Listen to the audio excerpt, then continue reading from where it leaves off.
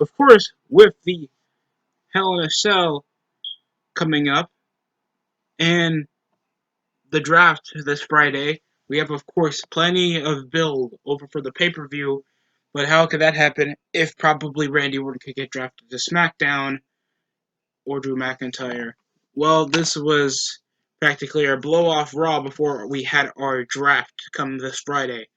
So what would be the opening? So what would be the build of a contest? We had, of course, our six-man tag involving the returning Robert Roode and tag team partner Dolph Ziggler and Randy Orton against the Street Profits and Drew McIntyre, and of course we had everything else. Nothing else was subsequently billed other than the drama emerging with Murphy literally turning a corner and attacking his Messiah over pushing drama with Aaliyah Mysterio, daughter of Rey Mysterio. If you didn't even catch the last name, but who who else knows? You're probably stupid, but we don't want to go for that. Of course, we have Randy Orton going through his monologuing, brooding promo over how he literally attacked these dudes in the dark because like a snake, even though he strikes fast and or at least chokes them out. That's literally how a snake does. But who am I to judge how a character is built over his monogamous, boring promo over how he got attacked and then celebrated over the chain?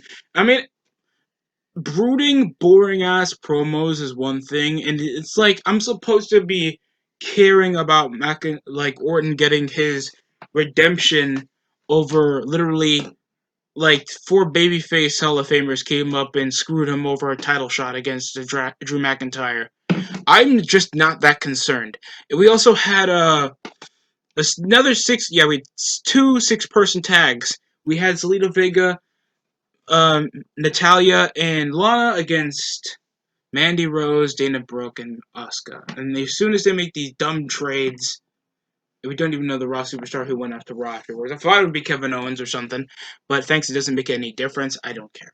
Uh, Obviously, the babyfaces won because you're with two jobbers, while these women just came into the roster, and Asuka has been winning matches since she finished off her feud with Bayley and Sasha. So we had some bicycle knees, good counters. We had the commentary immediately just sucking the jizz out of Dana Brooks' teeth because of her work ethic. Yet she never wins one-on-one matches. Other than those one times she faced off against Naomi, but what did that get? The SJWs all over her, and her consistently being a jobber. Now she's getting surgery, and Dana, that's been a joke since the Money in the Bank. Now she's tagging with Trish Stratus Jr. out of Mandy. The only thing is I like Mandy. I like Asuka. I like Vega. I hate Natalia and Lana. Of course, we're subject to get a jobbers and off a sneak tag out of nowhere after that booty thing that Asuka does. Bicycle knee over to Lana for the finish. That was practically it. We had some decent arm bars. I like Zelina Vega just improving more in the ring, and she has more of a captivating look. But I hope she just gets like probably a tag team partner and gels up to the women's title scene, other than just pushing her out because she was sick of Andrade and Angel Garza's constant bickering. That was an average 6-women tag, and I would care less what else happens over the night. We also had, of course, Murphy. Yeah, we had a lot of tag team matches. We had Murphy and Rollins against Humberto Carrillo, that's still a jobber, and Dominic Mysterio. But over the dysfunction and the drama literally revolting around three of the guys, Humberto's just there because he's Hispanic. And for that, he obviously idolizes Rey Mysterio, so that's the reason he tags with Dominic. I don't have any other reason. It literally, there was dysfunction, and it literally Rollins telling Murphy to know his place, and constant bickering all over the match, and it costed him a win over hit to the sky, went missing, just miscalculated into a bicycle knee to the face for the 3 count. And I thought the Murphy's Law was a finisher. I never expected a bicycle knee actually getting the win here. And they were literally going off corners. We had topes, Rollins getting abused off the barricade, and then a handspring plancha from Humberto Carrillo. I don't think Dominic had that much stuff in, other than a couple of strikes whenever he was with Murphy. I didn't care about this match at all, even though it was supposed to center around dysfunction over Murphy and Rollins. And afterwards, they argued after they just had a win against obviously a common enemy. This featured all over the night. We had Dominic literally talking to Aaliyah over the constant confrontations with Rollins. Rollins talking to Murphy about, I'm not gonna apologize. I'm the Messiah. I do it for the greater good. And his constant Weasley freaking promos. Like, this man is in his 30s. I would understand if he's like in his mid 20s. He doesn't develop much of a voice, especially on the TV level. But Rollins is in his 30s, and he's have this god complex gimmick that he wants to make Raw good again. All because he knows about the depleting ratings. Anything else, he's still Weasley jerk off that comes around sounding like a prepubescent 21-year-old that never even touched a girl, and he comes around squeaking on camera, screaming at Murphy. Rollins just discompels this feud so much. It came off with Dominic. I mean, nothing happening later on until the night. Just sorry about that, folks. I'm just not that compelled to talk about Raw. We also had the Kevin Owens show after a recap with Alexa guesting in Kevin Owens show on Raw. Why wasn't it on the dirt sheet? Convert drama. Probably uh, Kevin is going to SmackDown because there's too many guys on the Raw brand already. And Braun Strowman's dumbass is somehow there, even though he's a SmackDown wrestler. For some reason, he was like, I'm still waiting on the match. Are you sure you've been waiting? You've Raw Underground hasn't been airing for the last 2 weeks. And you think with your big brain that the third time wouldn't be the charm? And you're obviously not a Raw superstar. They came here and just re-gimmicked you into the big screaming dumb like monster again. After they literally try to give you some dumb character change that they got you bald because of your receding hairline, looking like a freaking horse mane. Then it issued, I can't give you a scheduled match, but I can give you an exhibition match. And somehow Braun Strowman, that's a grown adult and been wrestling for quite a while, doesn't know what an exhibition match is. And it comes off to Keith Lee issuing the challenge later on the night, looking like he just dropped, coming out of my 600-pound life. I mean, 300-pound life. Yeah, so we had, of course, Kevin Owens going over the drama with him and Alexa, then giving him the mandible claw, issuing a fight, and then going over the relationship with Alexa again. That Bray said, that's with me. That's with Alexa and me, or the Fiend. It's not regarding cheating because Alexa's in a relationship with his gimmick JoJo, not Bray, just the Fiend. I'm being serious. if I ever was a pro wrestler, and if I can get away that my gimmick is having an affair with probably a lady I found from a different state, I'll use it. I'll call myself the plumber. Oh, oh, other than the jokes, that was practically it. Over the goodbye, and probably something's gonna happen on SmackDown until we had an assault, then a black mass from Aleister Black, of course, teasing that these guys still wrestle. Other than the reason for Kevin Owens' fat ass to still be on television. I mean, I don't mind Kevin Owens. He's a good wrestler. I don't mind Aleister Black, and I hate the change of his dumbass look that they give him a patch, probably to give him that Deathstroke complex.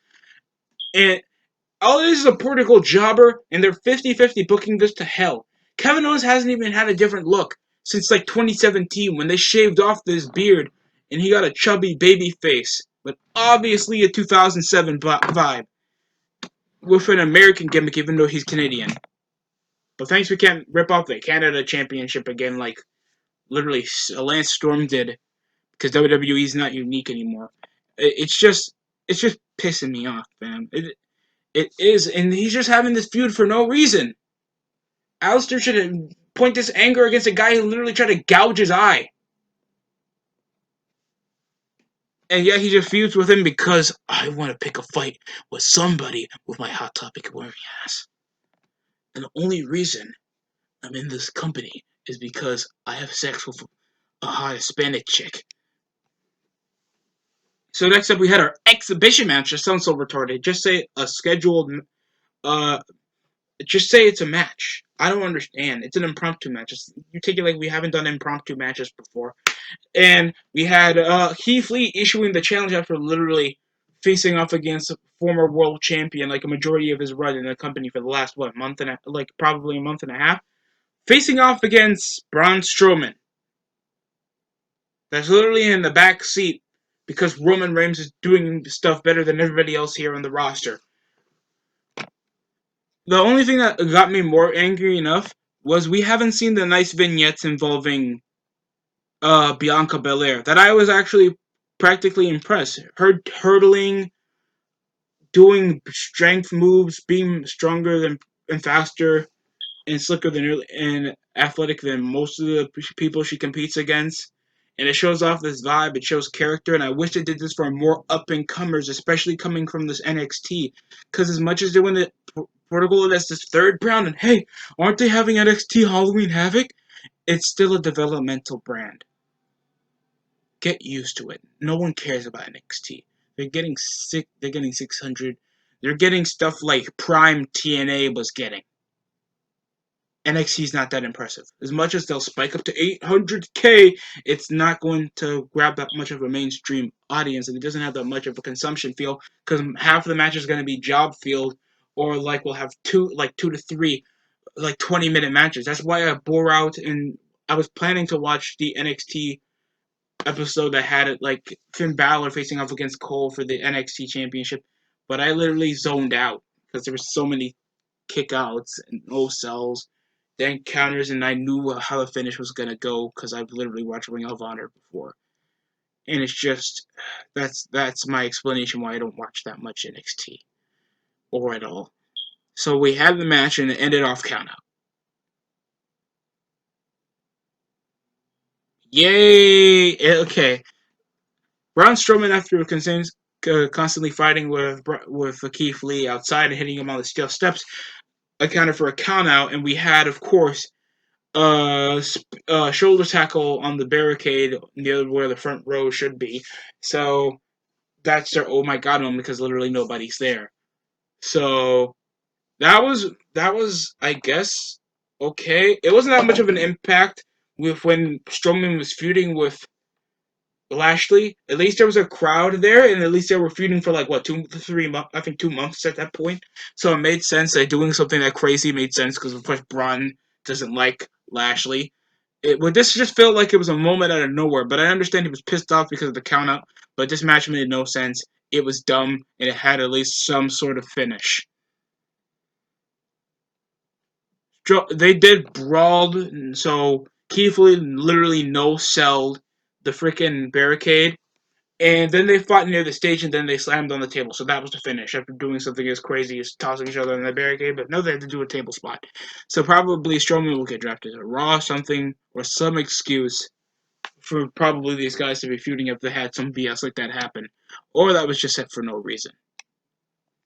We had, of course, our favorite segments involving our truth, with literally after Drew Gulak coming around dressed as a janitor, he came out of nowhere, just shouted at Randy Orton, hit him, then ran away, and then fucking after slipping on a mop bucket, he comes around getting pinned by Gulak. Then later on, he got pinned again in a dumpster,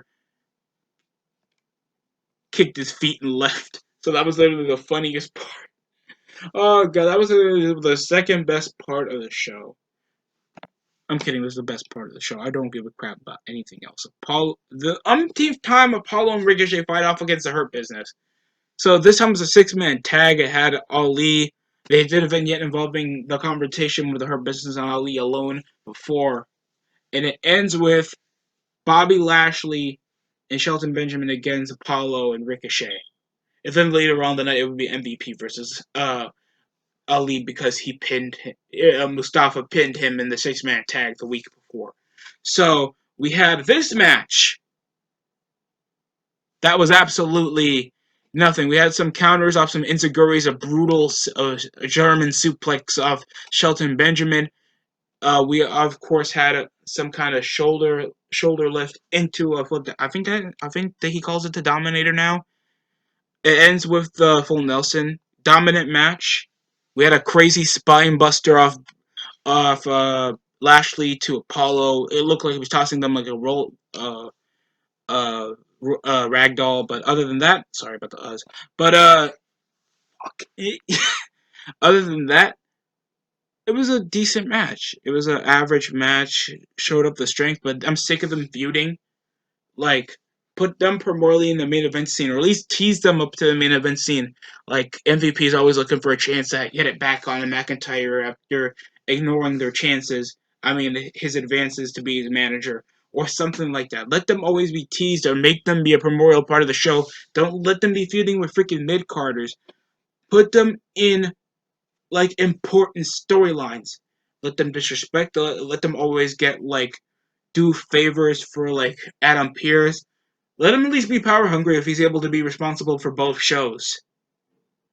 Make Raw important, or it has no value. It essentially doesn't have any identity other than wrestlers. Like we knew back then, Eric Bischoff show for Raw with Triple H with Evolution, always trying to run the place with some younger stars in the mix of it, and Shawn Michaels, Shelton Benjamin, etc. We of course had the Raw. We of course had SmackDown, the Teddy Long show, Undertaker, all that stuff. The cruiserweights, and primarily women were on Raw fighting for the women's championship. We had a sensual identity. We had a different groove on the show where it felt like both shows had a more mature. Raw was a bit more risque, and SmackDown was more on the high action and more fast pace. We at least had some semblance of identity, and I wish the draft, or at least the brands, approved that. I like the Hurt Business. I just feel like they shouldn't be like feuding with so many mid carders. Next up, we had Murphy striking back against Rollins after a refusal to apologize to Mysterio's, even though they've been essentially feuding and literally beating the piss out of each other for the last several months. So it ends after shoving him off and grabbing his beard to retaliation off Murphy over his abusive Messiah and beating the shit out of him. And then Rollins coming off with a steel chair, then Aaliyah coming to shield Murphy, and then we hit the Mysterios coming off to protect Aaliyah. Ends with Rollins walking away. I guess this was real drama. It showed how much Aaliyah truly cared about Murphy and most of the stuff going on with Murphy and Aaliyah, and I guess this would be sort of interesting. I already had conversations with some people over if they're probably going to draft Rollins to SmackDown to begin with. Over the teasers of what I'm getting, I'm not really that compelled. I'm not doing predictions over the draft. Thanks, I think like consensually 75% of the roster is jobbers, fodder, and Elias is already gone. There's like no interest factor over the drama, like the draft point of things. Thanks, it feels like we barely even get most of the guys that we see on Raw and SmackDown anyway. Thanks, like most we see is Hardy, Riddle, the Lucha House Party, Roman, Gulak, or one half of the Usos, and Miz and Morrison, and Otis and Tucker. That's practically. I just named that. Off one sentence alone, I named the roster. That's what in like six of the females on SmackDown. Like, there's no roster. Next up, we had, of course, the women's tag team title match that was supposedly supposed to happen at Clash of Champions, but after some health controversy, it got rescheduled to Raw. So Liv Morgan and Ruby Riott against Nia Jax and Shayna Baszler. And the match was as forgettable as you can take it. Some corners, we had some boring corner spots, some revamped moves that didn't look that painful. After some power slams, Nia Jax is actually not trying to kill somebody, and it ends off after Nia Jax was trying to hold Liv Morgan back. Ruby Riott was done with a key in a clutch. So it ends off Baszler taking out the Riott squad, and they retain the women's tag team belts. There's no consensual drama at all. And they even showed up back in against Liv, in the Lana after Lana and Natalya just lost against their opponents, and then they just Samoan drop Lana again because they're jobbers. So they complain about being jobbers, and yet you still job. Shut up! If you won't go to AEW where they treat women worse, I'm joking. But other than that, that was the segment. Next up, we had Ali's Retribution with, of course, MVP facing off against him after calling up his boys, part of the Hurt Business, munching up after Ali, trying to get a bit of the upper hand. The numbers changed as soon as Retribution came out. And with Dio Man, do you want to join our butt club? Maybe. I haven't done anything like this. And it just. And they were like, get him! With Ali's pretension to look to sound menacing. That was sad to watch. He comes around looking like a mini Tarzan that owns a bodega, and he comes around looking like a jobber owning this faction, I guess. Even though I think it's still Dominic Dijakovic that's the essential leader. But no, it had Retribution finally changed the numbers with Ali, now a member of Retribution, putting his hand up. Okay, there's no light. I don't care. I guess this has something. This is a precursor after giving him the hacker gimmick earlier in the year and not doing anything with it. So now they got him part of Retribution. I'm so captivated. Ugh. Next up, we had our main event, and it was, of course, the six-man tag. We also had a fight with. This was built up over the interview, and of course, the Street Profits struggle to sound charismatic. We had, of course, a brawl earlier in the show after a promo with Randy Orton. So this was sort of built up already for nothing with Ziggler and Rude because, of course, they can't do anything except wrestle. So yeah, this was practically the build up. There was hell to pay. There were some slams, good counters. We had some decent drop kick fodder, elevated DDT for, of course, a near fall. The spine buster into the amazing frog splash from Montez Ford. That's the only cool thing he does next to his dumbass plancha, and it got broken up off Rude. Glorious DDT got reversed after a Rude another Claymore kick. He comes around out of nowhere. Orton sneaks with an RKO for the victory. That's practically it. Other than that, it was a solid six-man tag. Just I wish there was more of a surprise happening. Other than that, I felt like the Raw from last week was a bit better. It's nice to see Rude back. We had a better match. We had a rematch for the women's title that was a bit better than their match on pay-per-view. Other than that, I thought this wasn't much of a sort of weak show. The only decent amount of drama comes over the the Aaliyah Murphy and Rollins storyline. Braun Strowman literally had no reason to still be on Raw. I can care less about this jobber DJZ ripoff wet 17-year-old Seth Rollins reject midget being part of Retribution. They're just NXT losers that obviously can't get that much relevant. Mia Yim, Dominic Dijakovic, Dio Madden, Shane Thorne, that was already on Raw with Brandon Vink, didn't do anything except job to Ricochet and Cedric when they were still a tag team. Yeah, I remember you guys, because I have to review this every week, so I just pay attention. And maybe that's probably why I don't have a lot of friends. But other than that, yeah, that's practically it.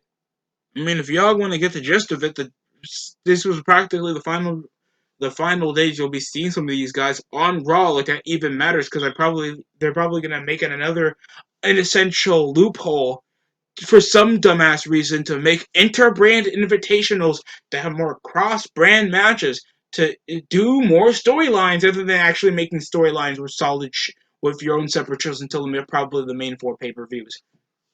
Or at least until you do Saudi shows. And they're just relegated network-only house shows. Like, I have no interest to actually care about the brand split if you guys are going to make essential loopholes to begin with. And I know Survivor Series is coming up so that you can make your own half-ass inter-brand matches with actually no benefit. the only Survivor Series match that actually had some essential benefit was back in 2004. And in 2005, it's at least been a few years, so it made sense these solid Raw guys against these solid SmackDown guys would match up. So it was actually important. And in 2004, if Evolution, when Team Evolution lost to Team Raw, one both if any group won, they get to run Raw for the rest of the month. That was at least important for them because at least we knew who would either benefit from that, and it was the baby faces, and you get to see stuff you would really want on the show.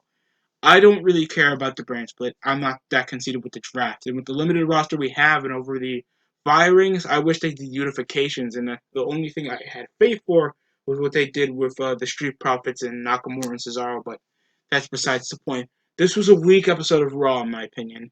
If you think differently, please comment down in the comment section below. I wouldn't mind hearing your opinion. Different change of perspective always is good for the brain. So that's it coming from me. Thanks for watching.